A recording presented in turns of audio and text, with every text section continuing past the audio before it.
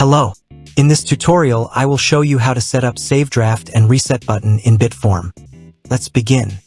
To edit your form, either click on the three-dot icon, then select Edit Form, or directly click on the form name. Here, search for the button field. Drag and drop the button field from the right sidebar into the form builder. Then navigate to the button field settings. You can adjust the size and position of the field using these options. The button text option allows you to set a name for this field that will be displayed on the front end of the form. By enabling this option, you can create a full width button. The Button Align feature enables you to customize the position of the button field. You can choose from 3 alignment options for the button text alignment: left, center, or right. Using this feature, you can select either Reset, Button, or Save Draft as your button type.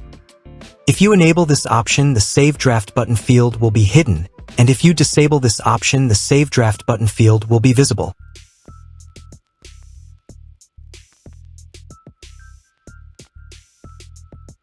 Now set the button name.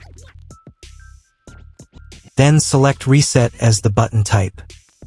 If you enable this option, the Reset button field will be hidden, and if you disable this option, the Reset button field will be visible.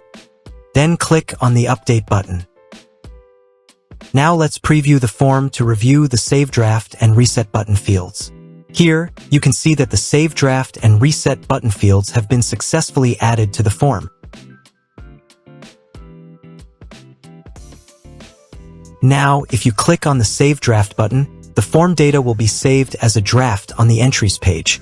Now go to the Form Builder and check the Entries page. Here you can see that the form status has been saved as a draft. Then get back to the form page. Now if you click on the Reset button, the form data will be removed.